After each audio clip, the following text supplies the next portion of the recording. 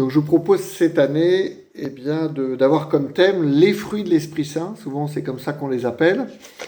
Alors que si on regarde ce que dit Saint Paul dans la lettre aux Galates, c'est la première citation, au chapitre 5, les versets 22 à 25.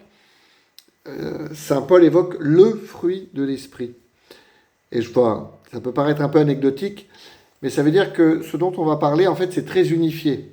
C'est comment l'Esprit Saint va faire fructifier, va faire surgir des fruits en nous, et c'est quelque part un fruit à plusieurs facettes. L'amour, la joie, la paix, la patience, la bonté, la bienveillance, la fidélité, la douceur et la maîtrise de soi. Donc on dit les fruits parce qu'en fait on va essayer tout au long de l'année de voir les différentes facettes, mais je crois qu'il est bon de se souvenir qu'il n'y a qu'un seul fruit de l'Esprit Saint en nous. Et donc j'ai mis en exergue un court passage de la prière des compagnons de Saint Jean-Baptiste. Donc on va parler du premier fruit de l'Esprit Saint qui est l'amour. En dessous il y a écrit « Je m'unis à toi dans un don total et gratuit, féconde ma pauvre nature dans mon état de vie, afin que tu puisses te glorifier en moi. » Quelque part, féconde ma pauvre nature, ça dit, rends-moi fructueux. Et donc, ce que l'on va voir aujourd'hui, c'est comment l'Esprit Saint va nous faire fructifier dans différents domaines. Ça sera l'occasion de les parcourir, comme le dit Saint Paul là, dans la litanie que j'ai déjà évoquée. Alors peut-être, un peu toujours en guise d'introduction, lorsque Saint Paul parle des fruits de l'Esprit Saint ou du fruit de l'Esprit, c'est dans un passage où il oppose la vie dans l'Esprit et puis la vie selon la loi. La vie dans l'Esprit, c'est-à-dire comment nous allons être dociles à l'Esprit Saint, et que quelque part, les fruits de l'Esprit Saint, c'est un peu comme des signaux qui nous disent qu'on est dans la bonne direction. Lorsque nous sommes dans la joie, la paix, la patience, c'est que quelque part nous sommes dociles à l'Esprit Saint. C'est pour ça que je fais ça avec mes mains. Si vous voyez, il y a la main de l'Esprit, puis il y a nous. Et lorsque je suis bien ajusté à l'Esprit Saint, il y a comme un fruit qui surgit. Et ce fruit, c'est ce dont nous parle Saint Paul. C'est pour ça que, juste après avoir dit « la loi n'intervient pas », Saint Paul dit « Ceux qui sont au Christ Jésus ont crucifié en eux la chair avec ses passions et ses convoitises, puisque l'Esprit nous fait vivre, marchons sous la conduite de l'Esprit. » Peut-être je reviens sur l'expression de Saint Paul « la loi n'intervient pas », c'est que parfois nous pouvons avoir une approche assez volontariste. Il faut que j'aime, il faut que je sois dans la joie, il faut que je sois dans la paix, il faut que je sois dans la patience. Mais en fait, c'est pas comme ça que ça marche. C'est pas des injonctions. Même quand vous êtes dans la joie, vous êtes dans la joie. Mais si vous ne l'êtes pas, vous ne pouvez pas, avec vos propres forces, tout d'un coup devenir joyeux ou joyeuse, ou alors vous faites semblant. Et ça, c'est pas ce que Saint Paul nous dit. Quelque part, dans la démarche qu'on va avoir, on va essayer de se mettre dans une attitude qui va nous permettre d'accueillir l'Esprit Saint et ainsi de goûter à l'amour, la joie, la paix. On déclinera tout cette année. Alors, le catéchisme de l'Église catholique, au numéro 1832, c'est la citation d'après, dit « Les fruits de l'Esprit », donc là, il introduit le pluriel, sont des perfections que forme en nous le Saint-Esprit comme des prémices de la gloire éternelle. Ça dit bien que ces fruits-là, je me répète, c'est pas nous qui allons les produire à la force du poignet, c'est l'Esprit Saint qui va parfaire, perfectionner en nous, notre être chrétien. Et c'est intéressant pour nous, je me répète, de repérer ces fruits. C'est un petit peu comme un GPS qui, a posteriori, nous dit tu es sur le bon chemin. Par contre, quand c'est la désolation, quand on est énervé, quand on a de la haine, c'est quelque chose qui n'est pas tout à fait ajusté au projet de Dieu. Et ici, on nous dit comme des prémices de la gloire éternelle. Quelque part, quand on ressent ces fruits-là, on a comme un avant-goût de la vie au ciel. Ça sera vraiment extraordinaire, l'amour, la joie, la paix. C'est tout cela qu'on vivra au ciel et qu'on peut déjà vivre en fait sur la terre. Alors ensuite, j'ai remis un extrait des attitudes spirituelles des compagnons de Saint Jean-Baptiste, peut-être pour nous redire justement le sens de l'exercice tel qu'il nous est donné qu'on a vécu déjà les années passées pour certains, et qui en fait dit bien comment l'Esprit Saint, nous avons à le laisser agir en nous, notamment dans nos actions. Si je lis le passage, les exercices spirituels. Les exercices sont des moyens concrets de nous entraîner à une vie intérieure plus profonde. Nous abordons plusieurs thèmes de la vie chrétienne et nous y exerçons selon les 3 étapes suivantes. L'oraison, à partir de la parole de Dieu, je me laisse unir au Christ. La réalisation, je laisse l'Esprit Saint œuvrer en moi et par moi. La récapitulation, je laisse le Père me ressaisir dans le Christ. Ces 3 étapes, on les vit un peu ensemble, notamment la première avec la parole de Dieu. Et puis ensuite, on est appelé à la vivre, la deuxième, la réalisation, justement en veillant à laisser l'Esprit Saint nous guider, œuvrer en nous, et on sera particulièrement attentif, pour le mois qui vient, à l'amour qui va surgir de notre cœur, j'allais dire ou pas. Puis la récapitulation, c'est ce qu'on est un peu appelé à faire au cours de l'exercice, en relisant, en disant, tiens, est-ce que vraiment, dans ce que j'ai essayé de mettre en œuvre, j'étais dans la bonne voie que le Père m'indique. Voilà peut-être pour redire la porte de ce qu'on va vivre cette année. Alors, le premier fruit de l'Esprit Saint, c'est l'amour. Et donc, la grâce que nous allons demander, c'est d'aimer. Qu'est-ce que c'est qu'aimer ? C'est vouloir le bien de l'autre dans l'Esprit Saint.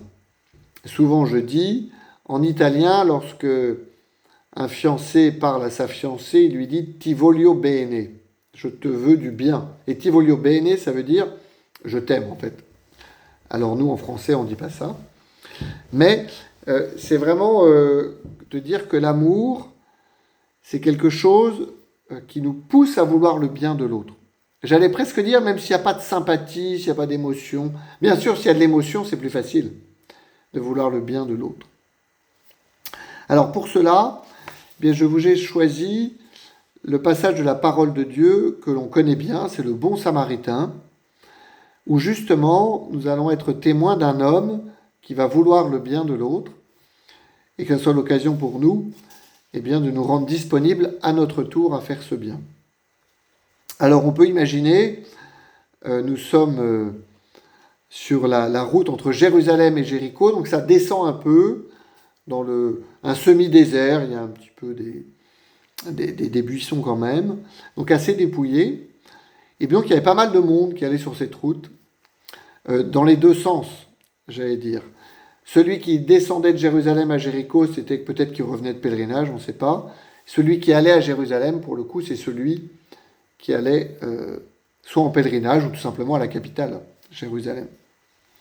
Donc je vous propose d'entendre un peu, même vous pouvez imaginer, par les yeux de l'imagination, la scène, et puis en demandant la grâce intérieure, d'aimer, de vouloir le bien de l'autre, que ça soit cette grâce, c'est-à-dire ce don que vous demandez à Dieu pour pouvoir en vivre.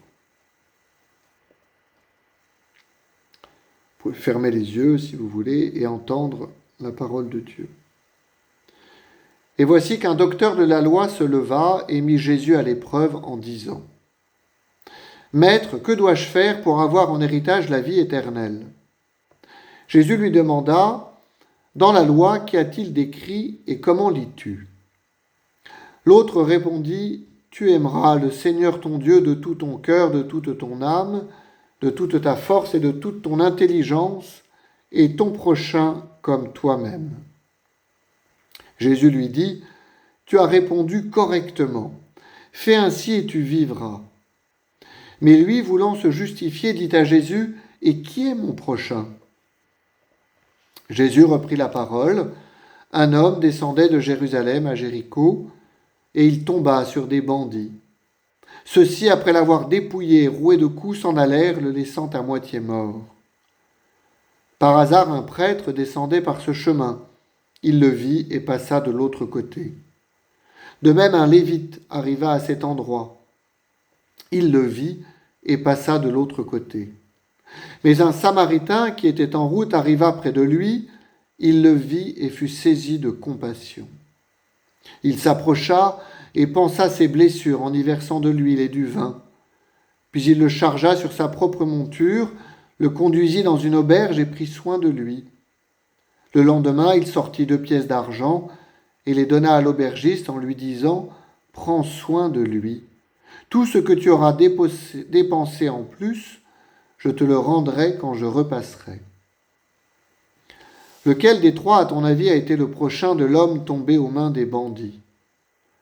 Le docteur de la loi répondit, « Celui qui a fait preuve de pitié envers lui. » Jésus lui dit, « Va, et toi aussi, fais de même. »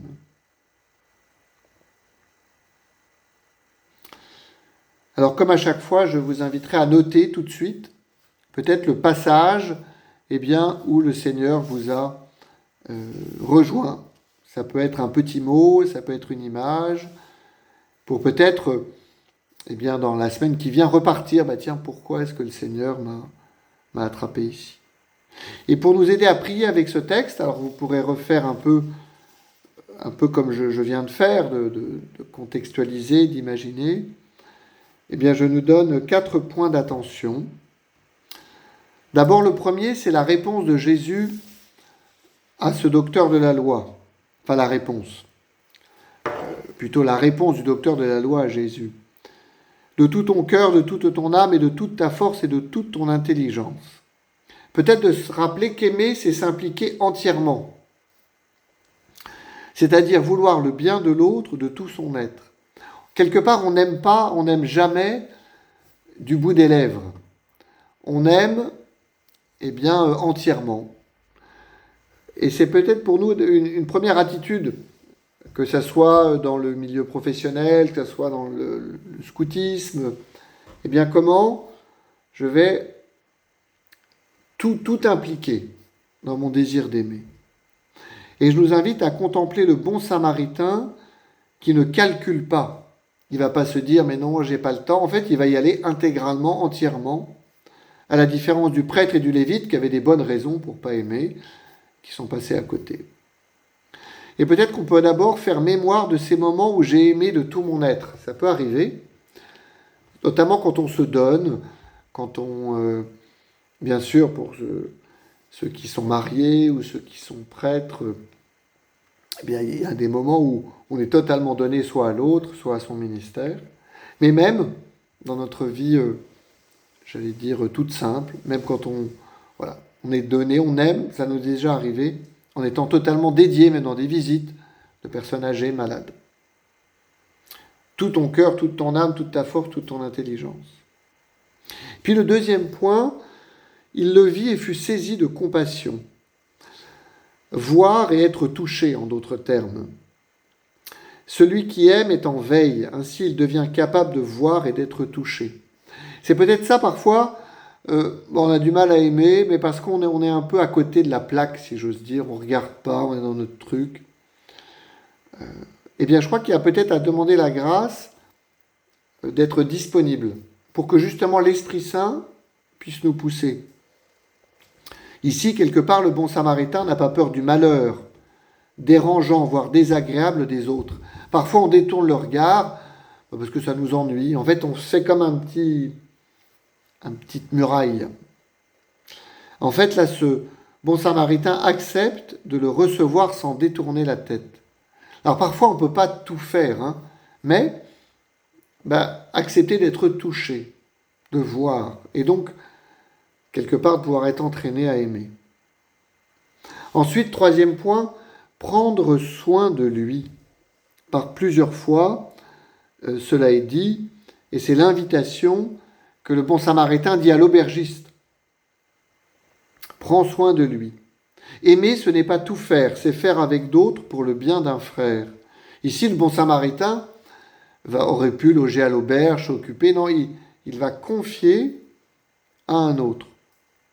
L'appel à l'aubergiste est aussi le signe de l'action de l'esprit qui favorise la communion dans l'action. Quand on fait tout seul, souvent on le fait avec ses propres forces. Alors que quand on se laisse porter par l'Esprit Saint, on a plus le souci, le réflexe de demander à d'autres, de faire avec d'autres, de permettre à d'autres de faire. Et ça, c'est un bon point d'attention, je crois, pour que notre amour ne soit pas un amour volontariste, qui n'est pas tout à fait de l'amour. Et là aussi, je vous invite, puis-je faire mémoire d'un geste d'amour réalisé avec le concours d'autres personnes. Parfois, ça peut être dans une patrouille, ça peut être dans une association, un groupe, ça peut être dans un pèlerinage. Ensemble, on va faire quelque chose pour l'autre. Et ça, il est bon d'en faire mémoire parce que c'est dans ces situations-là où on arrive souvent à aimer. Enfin, celui qui a fait preuve de pitié envers lui, c'est la question à la fin de Jésus, qui est le prochain? C'est celui qui a fait preuve de pitié. Et peut-être que là, ça nous rappelle que le préalable à l'amour est l'attention à l'autre et à ses pauvretés. L'amour demande attention et délicatesse. N'ayons pas peur d'être doux, si j'ose dire. N'ayons pas peur d'être attentifs, d'être délicats, d'avoir cette compassion. Parfois, on ne le fait pas parce qu'on se dit que c'est les faibles qui sont comme ça. On peut entendre parfois ce type de stupidité. Non, je crois que être touché, c'est un peu comme le deuxième point, mais ça va un peu plus loin, nous rend capables d'aimer. Sinon, on va faire une BA, sinon on va faire son devoir, ce qui en soi n'est pas mauvais, mais ne va peut-être pas jusqu'à la docilité à l'Esprit Saint, tel que je nous invite à le vivre. Voilà peut-être pour donner quelques harmoniques de l'amour à travers ce texte. Et je vous propose d'opérer, de réaliser,